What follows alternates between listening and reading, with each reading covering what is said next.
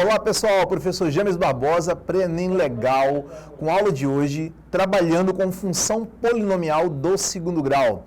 Lembrando a vocês que função está lá no top 4 da aula de matemática, é um dos itens mais cobrados no ENEM.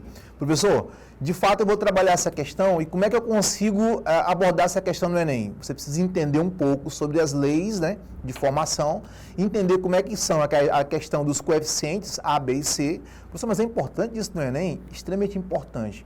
Saber ir trabalhar funções de ponto médio, trabalhar ponto de máximo, ponto de mínimo. O ENEM cobra muito isso de vocês, inclusive na prova de natureza, quando envolve a ideia de lançamento vertical na física, tá bom? Então vamos lá para a nossa aula de hoje e vamos começar aqui com a nossa primeira abordagem conceitual.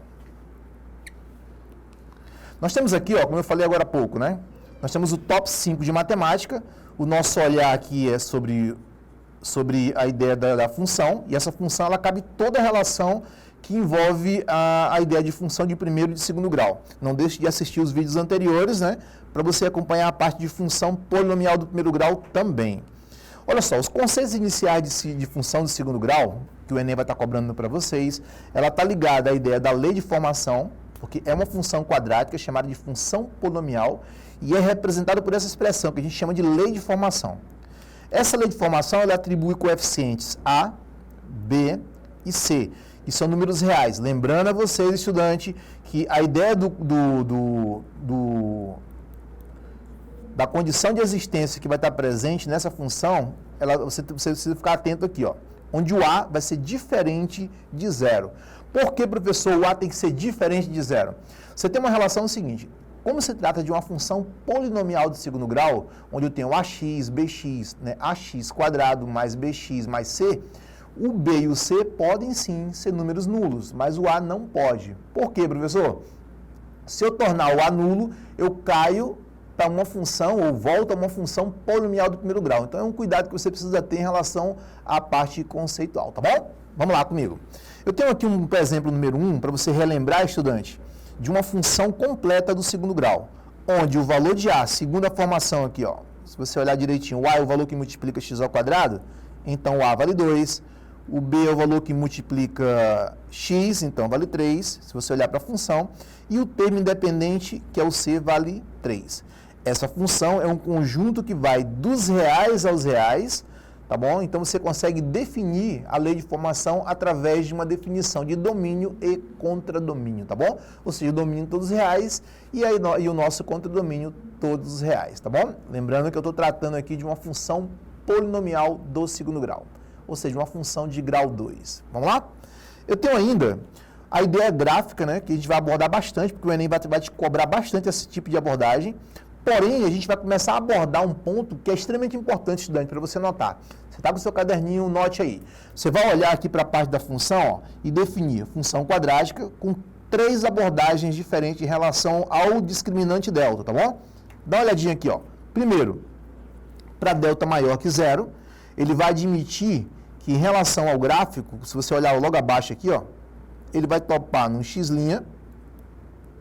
e vai topar num x duas linhas, independente da função ser crescente ou decrescente, tá bom?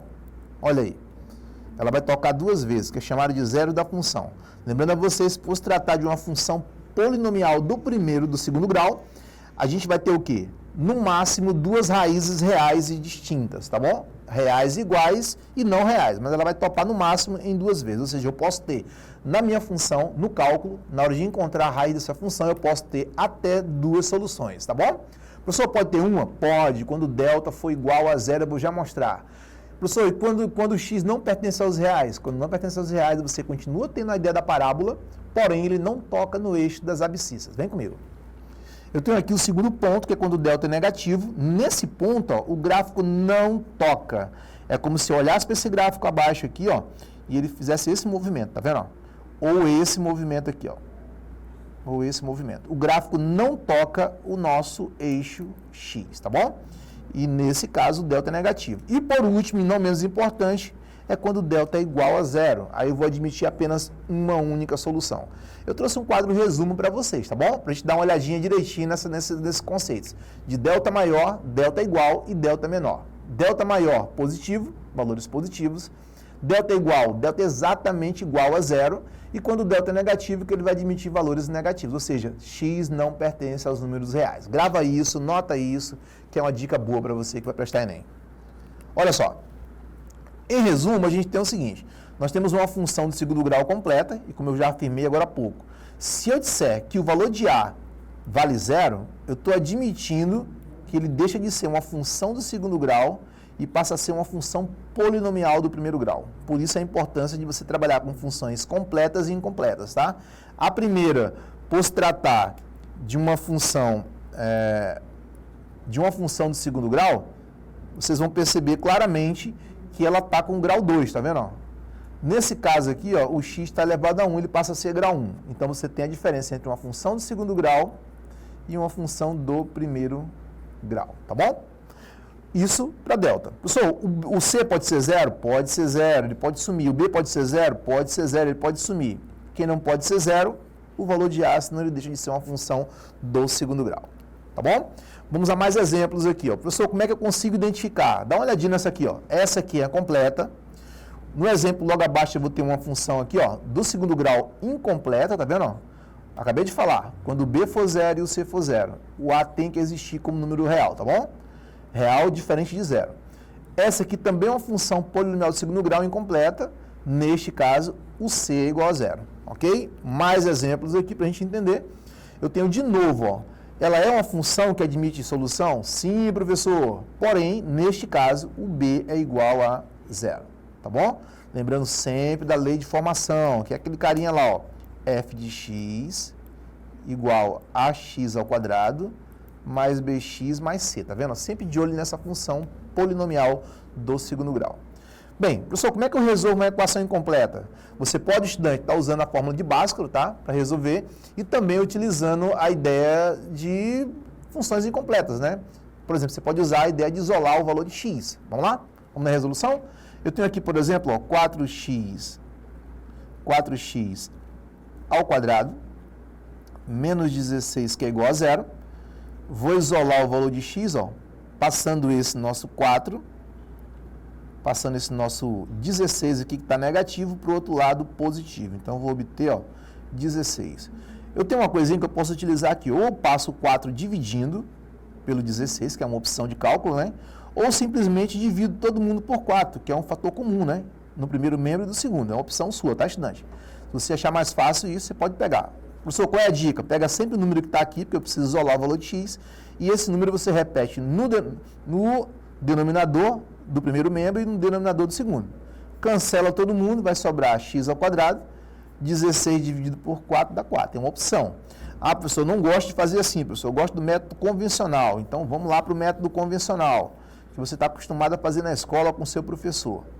Você vai lá no teu cálculo e faz isso aqui, ó, 4x ao quadrado, pega o 16 que está negativo, passa positivo, o 4 que está multiplicando, passa dividindo, ou seja, 16 por 4, eu vou obter x ao quadrado igual a 4.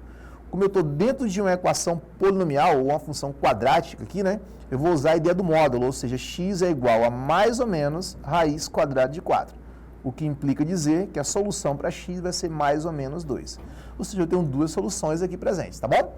E aí você consegue matar essa questão de boa, né? Vamos lá? Vamos para a questão agora de aplicação, mais um exemplo? Vem comigo aqui, ó. Exemplo número 4. Encontre o valor de x para que a área do retângulo... Ó, gente, questãozinha que o Enem vai estar te cobrando também nesse sentido, tá? Eu trouxe um exemplo aqui, mas o Enem pode estar te cobrando. Algumas questões já caíram nesse sentido. Ele te dá a área. Ele te dá a área deste quadrado aqui, ó. Ou desse retângulo, no caso, né? Já que tem lados diferentes. Dá para fazer por dedução? Dá para fazer por dedução, mas não há risco, tá bom? Então, o que você faz aqui, ó, para resolver? Você vai simplesmente trabalhar a ideia da área, vai entender que a área de um retângulo é base vezes altura, vai identificar aqui deste lado quem é base, tá vendo? Ó? Quem é base e quem é altura no problema, tá bom? Identifiquei quem é base e quem é altura, o que eu faço, professor? Substituir na fórmula, tá bom, gente? Só substituição. Só que lá no começo ele já te dá a informação, ele disse que a área é igual a 2. Aí eu vou ter 2 igual. Quem é a base? Ó? Dá uma olhadinha na base aqui, ó. Vai ser x menos 2, que multiplica x menos 1, que é a altura, ok?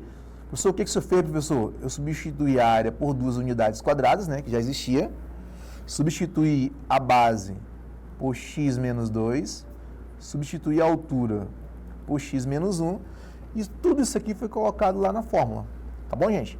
Ah, professor, agora ficou fácil, porque eu tenho uma equação agora e eu posso trabalhar ela de uma maneira que eu vá multiplicando os produtos, exatamente. Você tem aqui uma ideia de produtos, né? Então, você multiplica a famosa fatoração, né? Produtos notáveis aqui, ou seja, o chuveirinho aplicando aqui vai dar x vezes x dá um x ao quadrado, x vezes menos 1 dá x, 2 vezes x dá menos 2x, menos 2 por 1 dá mais 2, tudo isso igual a zero. Tá bom? Pelo princípio da igualdade, estudante, você tem o quê? Esse cara é igual ao outro, né? Se eu trocar de igualdade, ele não vai com sinal contrário? Então, já posso, ó, cancelar esses números. O que implica dizer que, dados os valores aqui, lembra que na frente de qualquer valor tem 1, né? Você vai conservar o x ao quadrado e vai somar menos 1 menos 2 dá menos 3. Tudo isso igual a zero. Aí você cai lá na ideia de produtos notáveis, não é isso? Vou pegar aqui, professor, o que eu vou fazer para ficar legal o meu cálculo? Eu vou isolar o valor de x, lembrando, senhores, que x ao quadrado é o mesmo que x vezes x. Ou seja, eu tenho um x aqui, 2 vezes, né? E tenho um x aqui. Coloco o x em evidência. Se eu tirar um desses dois, sobra 1 no parênteses, tá vendo? Ó? Se eu tirar um desses caras aqui, só sobra o 3. Ó. Tudo isso igual a zero.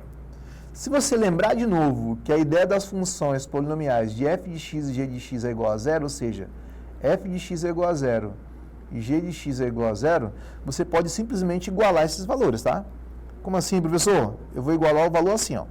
Vou pegar o valor, que é a nossa primeira equação, x igual a zero, e vou pegar a outra equação, que é x menos 3 igual a zero. O zero não satisfaz porque a gente está trabalhando com a ideia de área, né? Se eu substituir o x lá na equação, eu vou obter uma dimensão negativa. E não existe dimensões negativas. Lembrando que grandezas modulares, né, que representam distâncias ou áreas, sempre necessariamente precisam ser positivas. Então, o zero não serve, tá bom? E eu vou aqui, ó, para a segunda equação, ou seja, o 3 está negativo, passa positivo, e essa é a resposta correta, tá bom? Professor, como é que eu sei que está certo, professor? Gente, eu falei para vocês que a área desse cara dá 2, né? Quem é a base, se eu substituir aqui? x menos 2, né? Ou seja, 3 menos 2 não vai dar 1? Seria a base 1. Aqui eu tenho, na equação, x menos 1, ou seja, x menos 3 dá 2, tá vendo? Ou seja, se eu for pensar numa área, eu tenho 1 de comprimento e 2 de altura. Se eu substituir 1 vezes 2, eu vou ter exatamente a mesma área, tá vendo? A anterior é chamada de prova real, né? Beleza? Pronto, eu tenho a solução do problema. Ok? A gente vai ficando por aqui. Eu queria muito agradecer vocês e fiquem atentos às resoluções e vamos trabalhar com aplicações de Enem. Até a próxima.